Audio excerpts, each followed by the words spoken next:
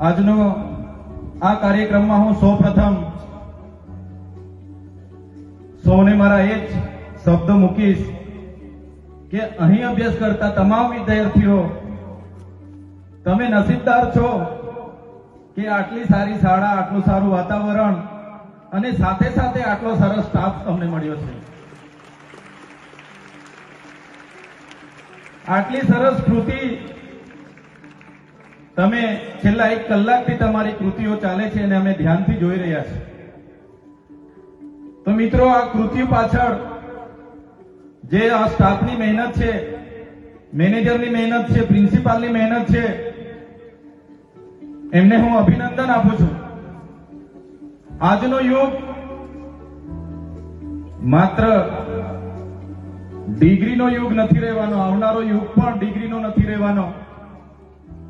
આપણામાં કેટલું ટેલેન્ટ છે એ આવનારા દિવસોમાં ટેલેન્ટ બતાવીશું. એ પ્રકારના જ કામો, એ પ્રકારની જ નોકરી, એ પ્રકારના જ પેકેજો આપણને મળવાના છે. આપણા વાલીઓની બધાની અપેક્ષા હોય છે કે મારો વિદ્યાર્થી ગણિતમાં 100 માંથી 95 માર્ક લાવે, વિજ્ઞાનમાં 100 માંથી 90 માર્ક લાવે, ઇંગ્લિશમાં 100 માંથી 98 માર્ક લાવે, મારો બાળક એન્જિનિયર જ બને, મારો બાળક ડોક્ટર જ બને, મારો બાળક શિક્ષક જ બને, એવી આપણે મોટી અપેક્ષા બાંધીને બેસતા હોય છે. પણ સાથીઓ, બધા જ બાળકોને કોઈ ગવર્નમેન્ટ જોબ મળી જાય કે બધા જ બાળકોને સારી નોકરી, સારો બિઝનેસમાં ચાન્સ મળી જાય એવી પરિસ્થિતિ આવનારા દિવસોમાં નથી. તો એ બાળકમાં કયું ટેલેન્ટ છુપાયેલું છે, એ ટેલેન્ટને બહાર કાઢવા માટેના જે પ્રયાસો આજની આ શાળાના સ્ટાફ કરી રહ્યા છે, એ જોતા ખૂબ આનંદની લાગણી હું અનુભવું છું.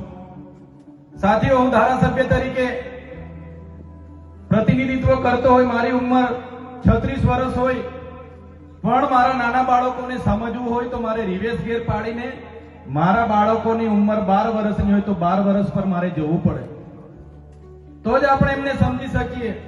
આજે આપણા બાળકોને, નાના બાળકો સાથે, નાના મોટા બાળકો સાથે મોટા બનીને આ શાળાનો સ્ટાફ જેમને એમની સ્કિલ બહાર લાવવા માટેના પ્રયાસો કરી રહ્યો છે, ત્યારે ખરેખર એમને અભિનંદન આપું છું. આજે તમે ને અમે બધા જાણીએ છીએ, આજનો યુગ દોડાદોડીનો યુગ છે.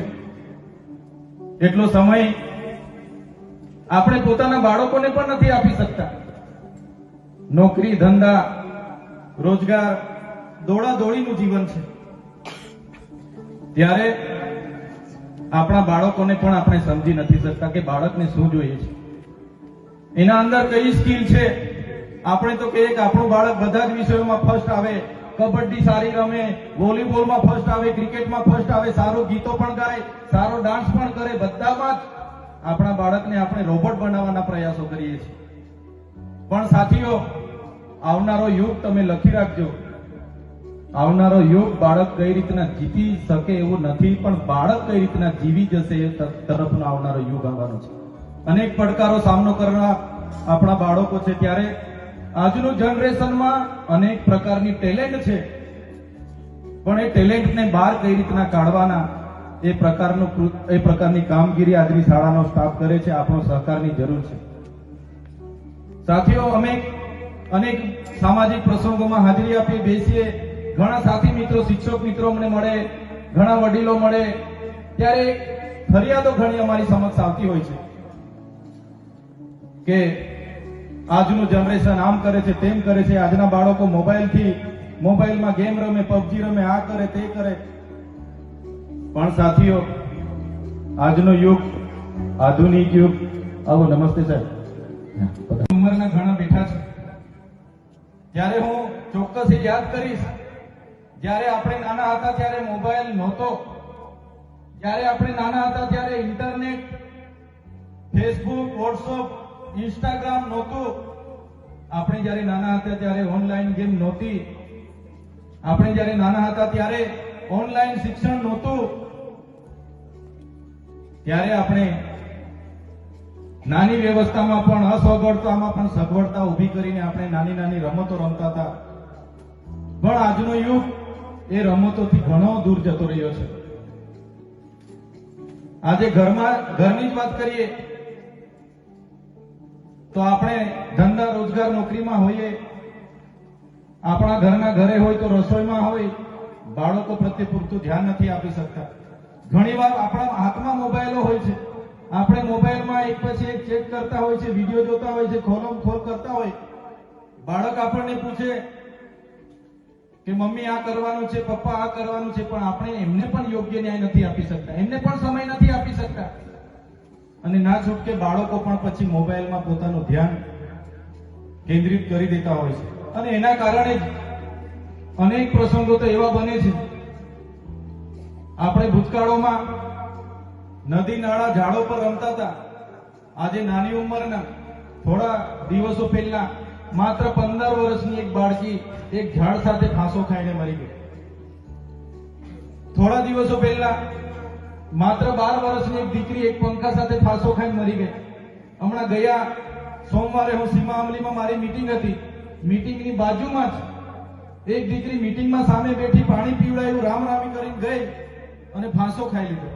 આ જનરેશન આપણું છે. ત્યારે આ જનરેશન સામે જે આવી સંસ્થાઓ આપણા બાળકોને કઈ દિશામાં વાળવાના છે, કયા સંસ્કાર આપવાના છે, જે કામ કરે છે, ત્યારે એમને હું અભિનંદન આપું છું. સાથે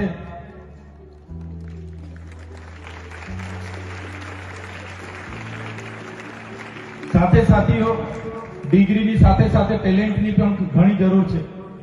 આજે આપણી નજર સમક્ષ તમે જોઈ લો, આવનારા દિવસોમાં માત્ર ડિગ્રીઓ નથી ચાલવાની, પણ જીવનમાં આવનારા પડકારો કઈ રીતના આપણું બાળક ઝીલી શકશે, એ સમયે કઈ રીતના ટકી શકશે, એ પ્રકારનું શિક્ષણ પણ જરૂરી છે. માત્ર ચોપડિયું જ્ઞાન આપ્યા કરવાથી બાળકનો વિકાસ કે ઉદ્ધાર નથી થવાનો, પણ આપણું બાળક આવનારા પડકારો સામે કઈ રીતના ટકી રહેશે એ પણ આપણે જોવું પડશે. ત્યારે ટેલેન્ટથી જ આવનારા દિવસોમાં પણ બાળકોને, આજના યુગમાં તમે જોઈ લો, મોટી મોટી કંપનીઓ, ગૂગલ પણ આજે ડિગ્રી નથી માંગતું, ટેલેન્ટ જોઈએ છે. તમે આ કોમ્પ્યુટર લઈ લો, એમાં તમે શું કરી શકો છો બતાવો, પછી તમારો પેકેજ નક્કી થશે. આવી અનેક કંપનીઓ આજે આ દુનિયામાં છે કે ટેલેન્ટના આધારે આજે પેકેજો અને નોકરીઓ આપે છે. સાથીઓ, આપણી નજર સમક્ષ મોટી મોટી હોસ્પિટલો લઈને બેઠા ડોક્ટરો રોજના 5 કે 10 હજાર કમાતા નથી. સામાન્ય એક ઢોસા પાણીપુરી વાળો કે પાવભાજી અને પુલાવ વાળો સાંજ પડે ને 5 થી 10 હજાર રૂપિયા કમાઈને જતો રહે છે. આ એક ઉદાહરણ તમને આપું છું, ટેલેન્ટની વાત કરું છું. લતા મંગેશકર, એનામાં ગાવાનું ટેલેન્ટ હતું, એને આપણે ખોખીમાં પ્રેશર આપી કે તમે ખોખીમાં નંબર લાવો, હોકીમાં નંબર લાવો, હોકીમાં નંબર લાવો, તો એ સક્સેસ ના જાય. એટલે આપણા બાળકોના ટેલેન્ટને પણ આપણે સમજવું પડશે. અને એના માટે આપણે જે સ્થિતિ પર આપણે છે એનાથી રિવર્સ જઈને આપણું બાળક 10 વર્ષનું તે 10 વર્ષના બનવું પડશે. આપણા બાળક 15 વર્ષના છે તો 15 વર્ષના આપણે બનવું પડશે. અને બાળકને શું જોઈએ છે, શું કરવા માંગે છે, એ જાણીને એમને આવનારા ભવિષ્યમાં એનું જીવન સારું બને એવા પ્રયાસો આપણે કરવા પડશે. આજના કાર્યક્રમમાં ખૂબ સારી કૃતિઓ રજૂ કરી, ખૂબ સારા અહીંયા કાર્યક્રમો થયા છે. ત્યારે એમને તૈયાર કરનાર તમામ સ્ટાફ, એમના મેનેજમેન્ટને હું અભિનંદન આપું છું. આપણા બાળકો આવનારા ભવિષ્યમાં જિલ્લા કક્ષાએ, રાજ્ય કક્ષાએ અને નેશનલ કક્ષાએ પણ નંબર લઈને આપણા તાલુકાનું નામ રોશન કરે એવી શુભકામનાઓ આપું છું.